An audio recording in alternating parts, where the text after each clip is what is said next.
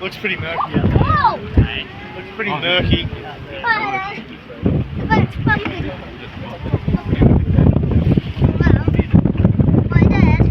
What? Isn't the boat bobbing? No, this is nothing. No, it's bobbing. Yeah, it's just a gentle bob. We'll keep Andrew on board and we'll look at some more dolphins. It made me like the sides of Seem to be shrinking a little bit, then they dive back down, good indication they're feeding. We don't really want to just chase them around the harbour, it's not really that nice. Pretty murky water out there on the front left hand side. It's a good sign usually. These dolphins love the area of the banks into it. Nice and shallow, they can only hold their breath for roughly 3 minutes. But it's also really murky. We've got some major rivers south of us that flow a lot of mud and silt out into the ocean. They're not as agile as some of the other dolphins. They like it when it's nice and murky because the fish can't see them coming.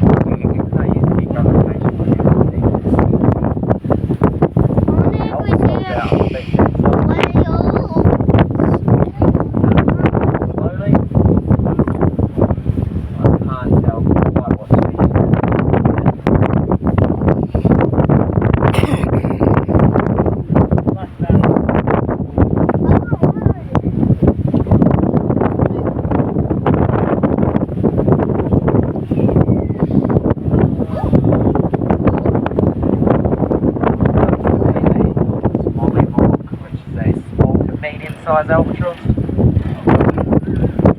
There you go. Oh, it's right now.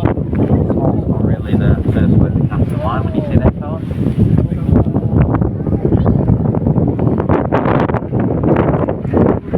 Here, left hand side.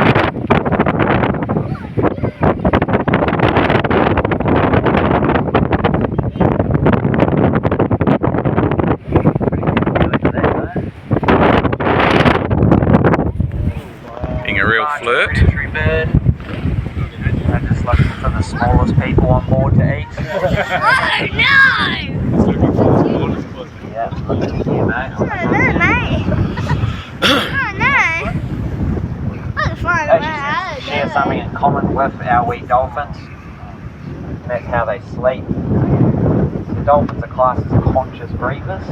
That means every time they dive down, every time they fall asleep, every time they need to breathe, they have to think about when and how they're going to breathe.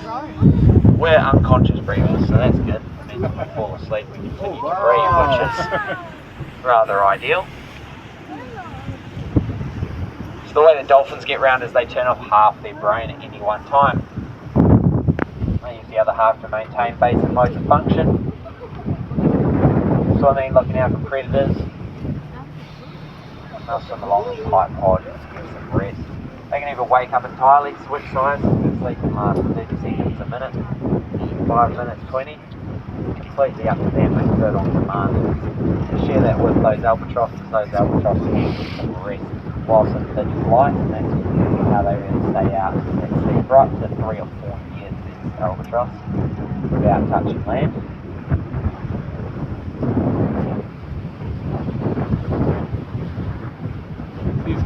Harry on the front there is also really good at turning off half his brain. Just insults me the entire time. Go on. We're going to do a football. This guy's going hard. I know. I fucking starving right now. It was within that close. I looked at the left side. Always towards the like almost into the window. They usually hang around. What's its wingspan? These ones are just short of 3 meters, aren't they? Fully grown, yeah, just short. Fully grown, yeah. The big like wandering to like 4.5 meters or something. Is it Harry's turn, you know, for the flat drinks or something? And does he keep missing his shout or something? What was that? Is it Harry's shout For beers. for beers? Yeah. Actually, I do owe him 2 beers. Oh, that's why he keeps picking on you. As of about 2 months ago.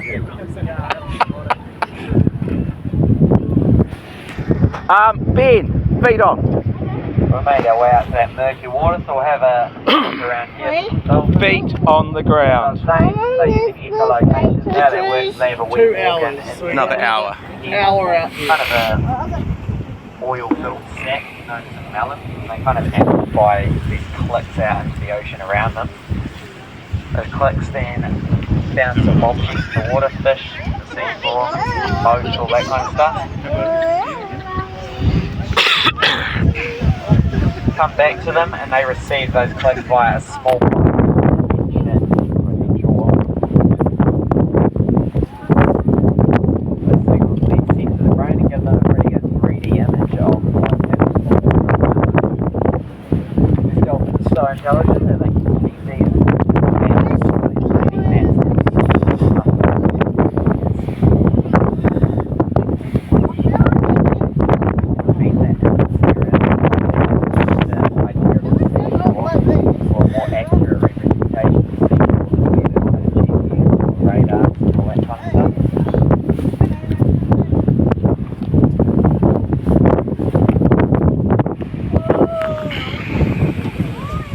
There we go, some dolphins just on the left hand side. It's almost like I've done this before. Coming towards us there. No, turned around. Oh, beautiful. Did you see that? But you can see how murky it is here. As soon as those dolphins are underneath the water, completely disappear from view.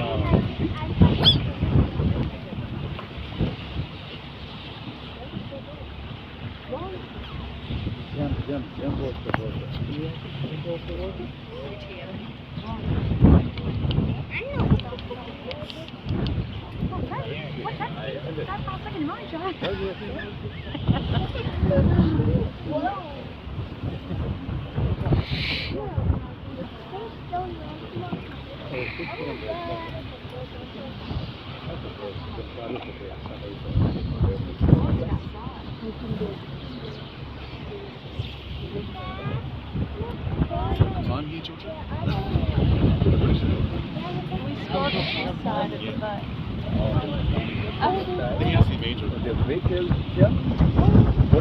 Albatross is coming back for seconds.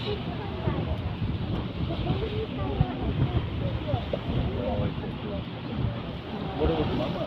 Where's baby's mama? They can jump.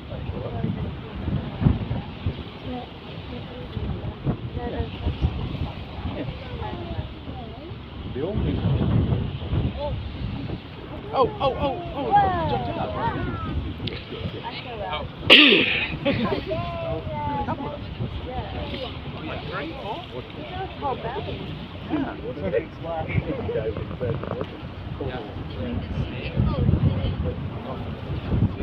There is something in the water out in front of us there. I think it's a dolphin.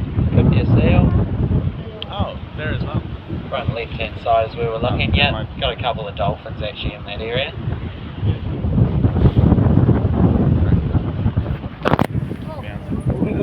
jumping dolphin here as well. Waves there.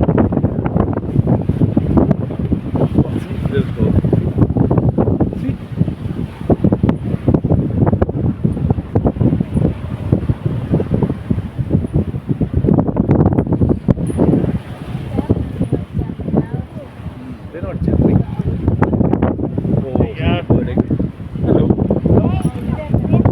Yeah, just down the left hand side. Oh, see?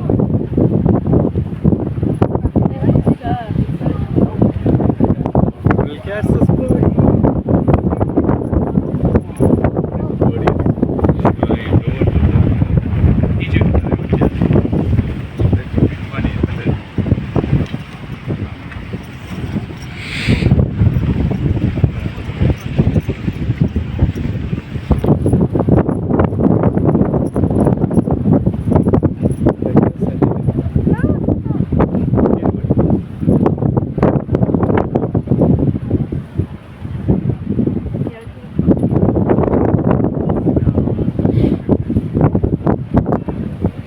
We're at a marine mammal sanctuary, which was set up purely for protecting these dolphins. In the 1980s, sea netting was quite a popular fishing practice. And a sea net is essentially a tennis net in the water, so you have weights on the bottom, floats on the top.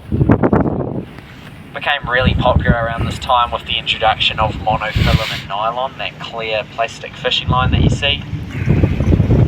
Designed to be invisible underneath the surface of the water. Unfortunately, these dolphins wouldn't be able to see these nets with their eyesight or their sonar,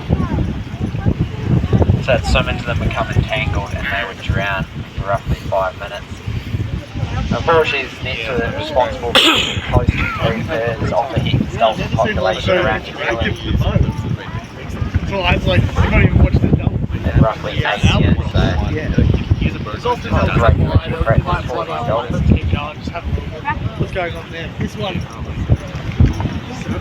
In 1988, the government set up a marine mammal sanctuary. So it stretches from Oamaru, which is out to the right hand side of us, down south a little bit, wraps its way around the peninsula and up towards Gore Bay. So in this area it's a total set net ban. So you can still come out here provided you're not in the reserve and have a fish or a dive and catch your dinner. But we just think there's no need for a large scale fishing net, some of them up to 500 metres in length. Sit there for a couple of days and you just catch anything that swims through them. Before I carry on with that, we actually have a wee penguin out in front of us, front left hand side there. Yeah, that small little bird. Haven't seen one of these for a couple of days. A little white lipped penguin. World's smallest penguin. Storage underneath the surface. They're pretty timid wee animals. We got a bit closer to that one, so you might not be too happy with me.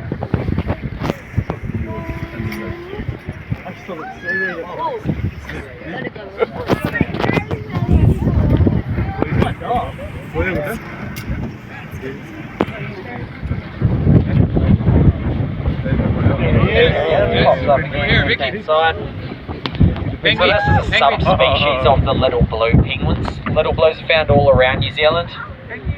This white flipped variant's only found here on the Banks Peninsula. And the only difference is a little white band on their flipper. So that all checks out, doesn't it? Pretty cool wee animals though. They've got desalinator in their beak. They can drink salt water out here. They've also got an oil gland in their tail, which they can ruffle around and then move the water around their feathers, and that will keep them nice and waterproof. Guys, going for another quick dive. Coming up again, left hand side, there he is, little head bobbing over there. The other place you can see these guys is at the Antarctic Centre out by the airport in Christchurch. The penguins they have in there are injured penguins that wouldn't be able to make it on their own out in the wild. I like telling everyone about those penguins because there's one penguin there that they found 4 kilometres inland because it was afraid of water, which is not kind of ideal if you're a penguin.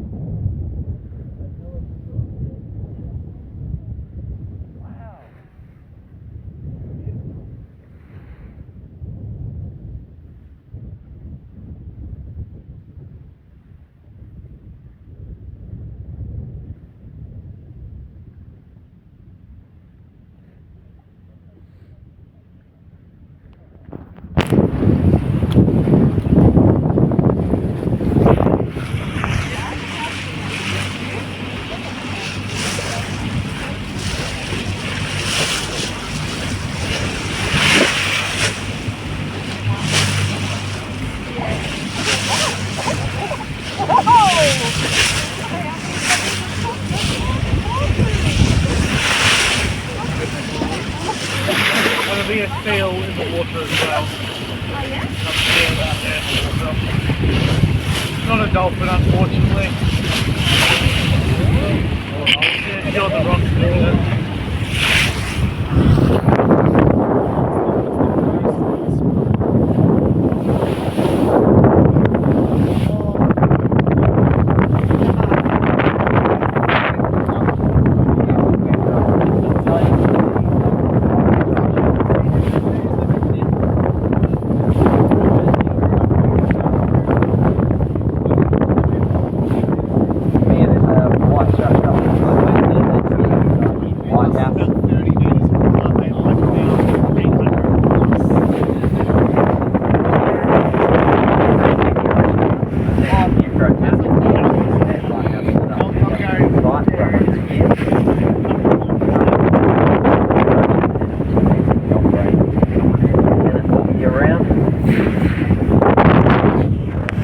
Government decided to decommission it and put up an automated system you're looking at now. Their plan was pretty simple. It was to push the old lighthouse off the edge of the cliff, the ocean, and be done with it.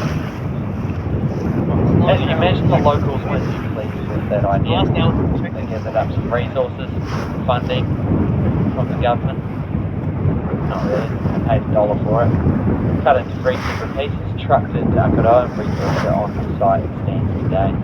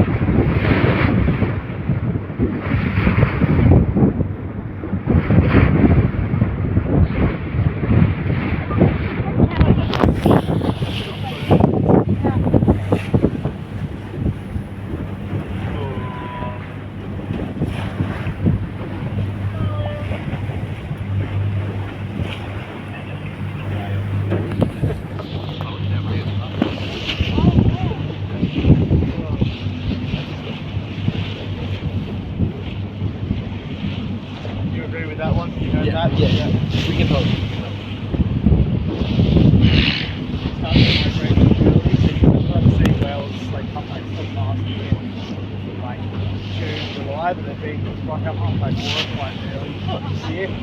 So that's why he's making the influence for the years. Hoping what it is.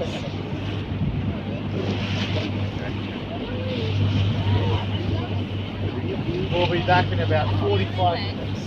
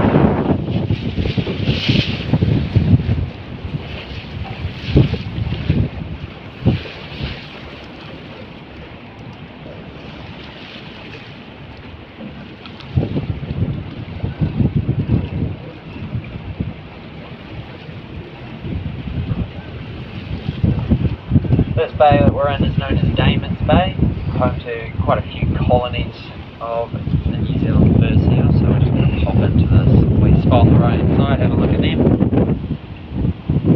This time of year we've got quite a lot of nursery colonies, so you'll see in here, you'll see a few on the rocks. We've got some mothers and we've got the wee pups that are in the area.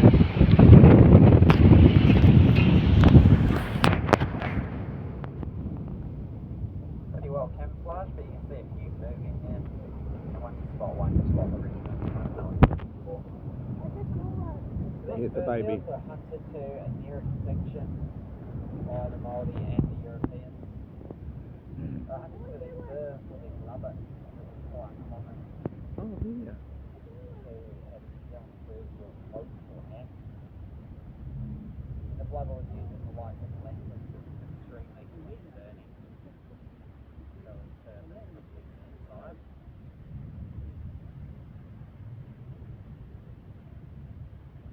One ship alone leaves this country carrying more than 30,000 A-grade seal skins.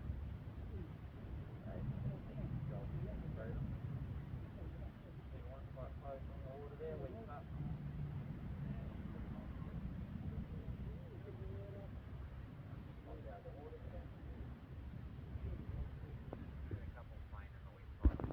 Back there.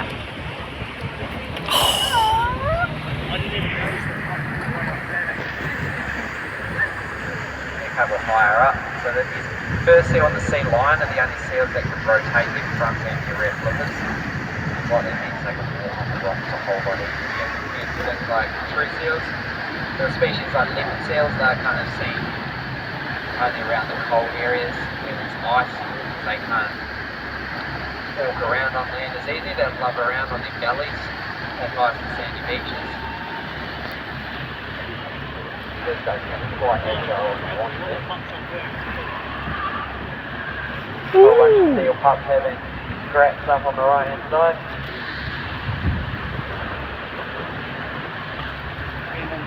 These pups are a couple of months old now, so they're getting a bit more adventurous. Spend most of the day climbing around, fighting each other, going for a swim in the tidal pool and then going to sleep. Good place to grow up if you're a seal pup. Mum goes out to sea, grabs your food for you, you can do all that kind of stuff. Nothing's going to eat you here, which is always good. Unfortunately, these seal pups are going to come to quite a harsh reality in a couple of weeks or so. One day Mum's going to go out to sea and not come back. That's how they wean their offspring. Pretty halfway going. It does work though. Takes the first seal about 3 days before they decide they're hungry enough to go and find something on their own.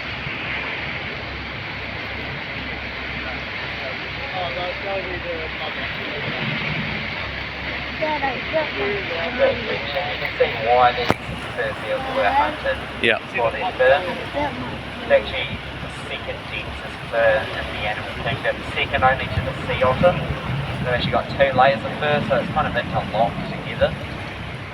So the water will actually penetrate through to that, which is pretty impressive for a marine mammal. Spend most of the time in and around the water, diving up to depths of 100 meters plus.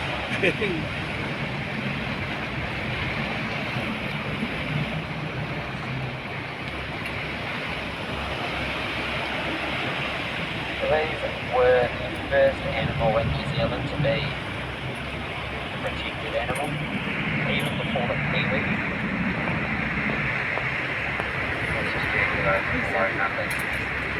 But it's all good, they repopulate extremely quickly. As of the age of 4, the females are fully mature. They've had one seal pup recently for their entire life. That's a pretty big job for them. And now you can basically find them everywhere in New Zealand. Even on the south coast of Australia, they're popping up. We like to make it clear that New Zealand fur seals are in good first.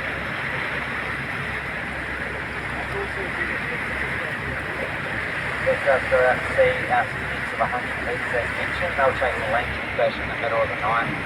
They can tell where the fish are by their whiskers. They sense vibrations through the water, and they can sense a fish the size of a golf ball, roughly 50 metres away in the water. How fast it's going, we're beating.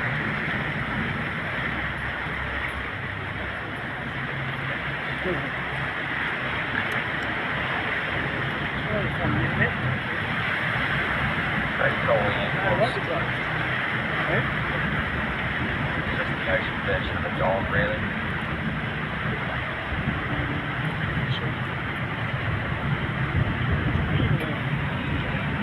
These larger ones that we see in here are definitely females.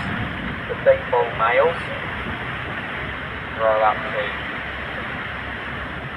very large size, 2.5 to 3 metres, way over 250 kilos.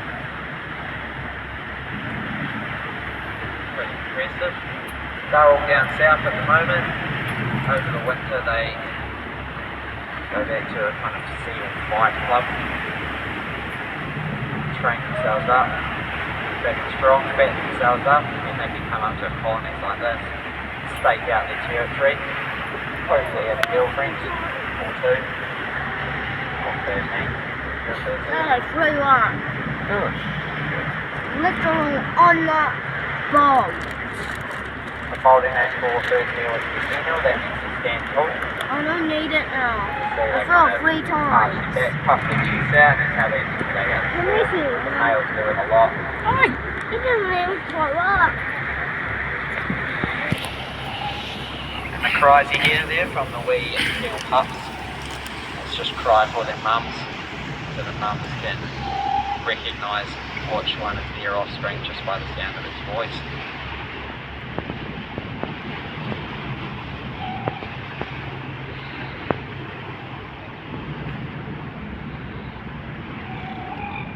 Running out of time a little bit here, guys, so I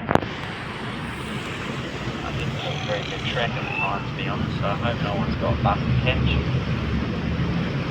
So we're going to blast on back there. Shouldn't miss it. It's going to be pretty windy on those outdoor decks, just to warn you though, so just a reminder, make sure you're holding on to your loose items, hats, scarves, small children. And we'll blast on back. Leave you relatively quiet to enjoy the content, yeah, bit of history about the Europeans who were coming back to the township.